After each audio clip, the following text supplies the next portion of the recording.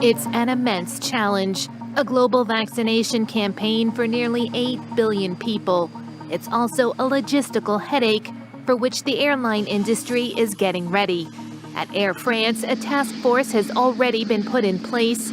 The major challenge, keeping the vaccine cold with the help of these special containers. Pfizer Laboratories' vaccine must be stored at temperatures of minus 80 degrees. This 777 jetliner can carry up to 100 tons of cargo in its huge hold. Globally, around 8,000 planes like this might be needed. Possibly in a few weeks, hundreds of thousands of doses of the vaccine could begin passing through Charles de Gaulle Airport.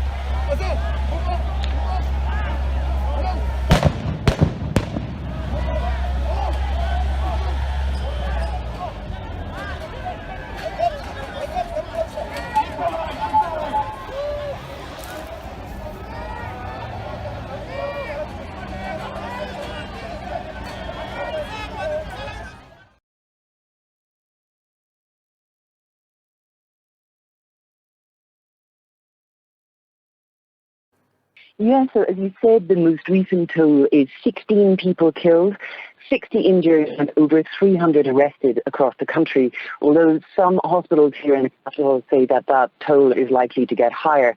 And it's pretty quiet for now. There's a heavy deployment and you can still see the remnants of violence of the past few days in the streets where protesters have set fires and been burning barricades of tyres.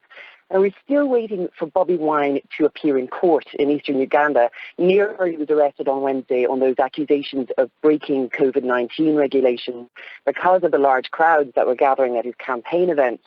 So I've just been speaking to his lawyers who say it looks like the court case is due to begin any minute.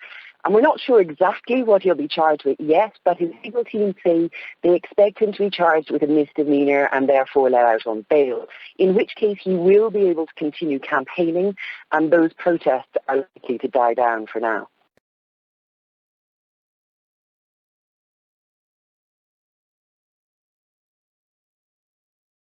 This hour, several thousand people banging saucepans and blowing whistles gathered in central Berlin to protest against Angela Merkel's plans to enforce COVID restrictions. Most Germans accept the latest lockdown lie to tackle a second wave of the coronavirus. One protester wore a face mask with the words Merkel muzzle.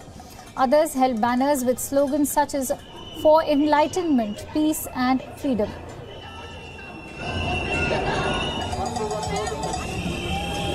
Now, most protesters were neither wearing masks nor socially distanced.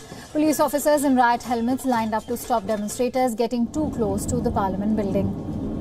Germany, Europe's largest economy, was widely praised for keeping infection and death rates below those of many of its neighbours in the first phase of the crisis. But now it's in the midst of a second wave. Like much of the rest of Europe, the daily number of new coronavirus infections in Germany remain high.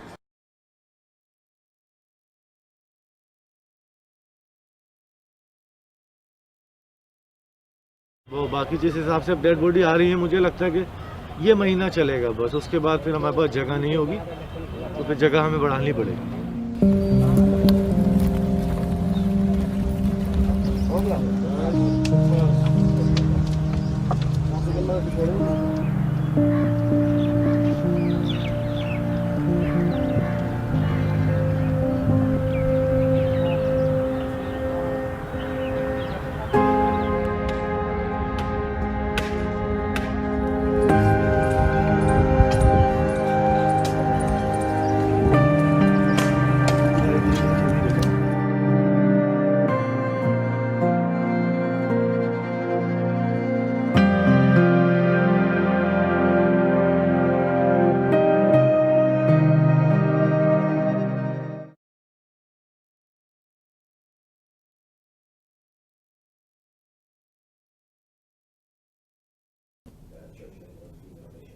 Vietnam has threatened to shut down Facebook in the country if the social media giant refuses to bow to government pressure and censor more political content on its platform.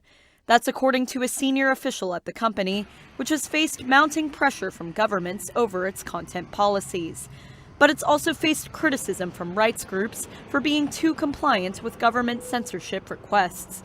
Vietnam's ruling Communist Party retains tight control of the media in its country, despite opening up to more social change. Facebook's local servers in Vietnam were taken offline early this year until it complied with the government's demands. The Facebook official told Reuters the company complied with a government request in April to increase censorship of anti-state posts for some 60 million Vietnamese users.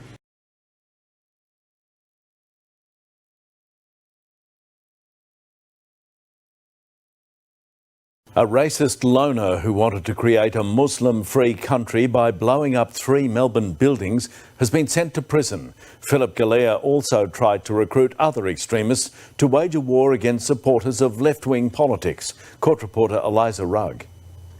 Philip Galea describes himself as a patriot with mainstream views, but a judge today reminded the wannabe terrorist, "You clearly regard Muslims and people on the left wing of politics as subhuman, whose lives had no value. You spoke of wanting to crush them like bugs." The Braybrook forklift driver shook his head as he was jailed for 12 years for planning to blow up buildings occupied by people he deemed lefties, including Trades Hall in Carlton, the Melbourne Anarchist Club in Northcote, and the Resistance Centre on Swanston Street. The member of Reclaim Australia and the True Blue crew also created the Patriots Cookbook, a how-to manual to making bombs and torturing people.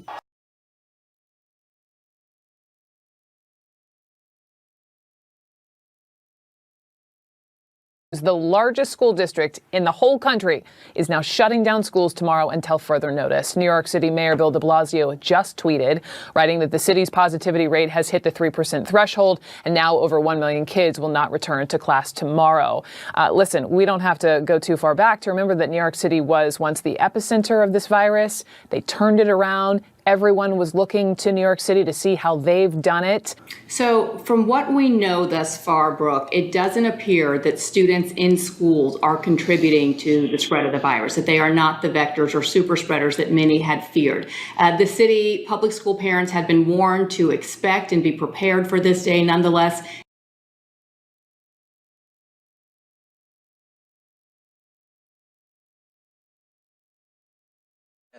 is precisely to avoid what the Democrats did. And what I'm talking about is the absentee ballots for which there were no applications. And that's not just a small matter. The reason for the application and the reason to keep all these things together is precisely to avoid what the Democrats did in this election, which is to misuse the absentee ballot process and the mail-in ballot process in order to cheat.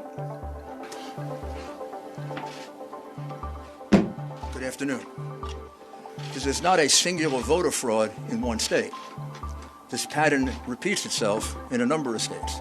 A plan from a centralized place to execute these various acts of voter fraud, specifically focused on big cities.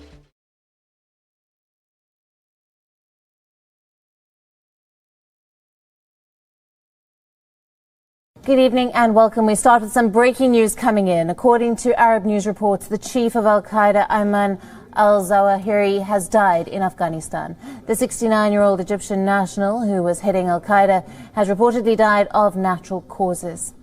Al-Zawahiri was the leader of the terrorist group Al-Qaeda since 2011, succeeding Osama bin Laden. At least 2 senior officials who were next in line to replace him were also recently killed.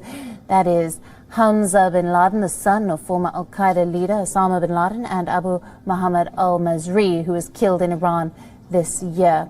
As per Arab News, Al-Qaeda chief Al-Zawahiri died due to natural causes. The unnamed sources from Afghanistan and Pakistan have confirmed the same.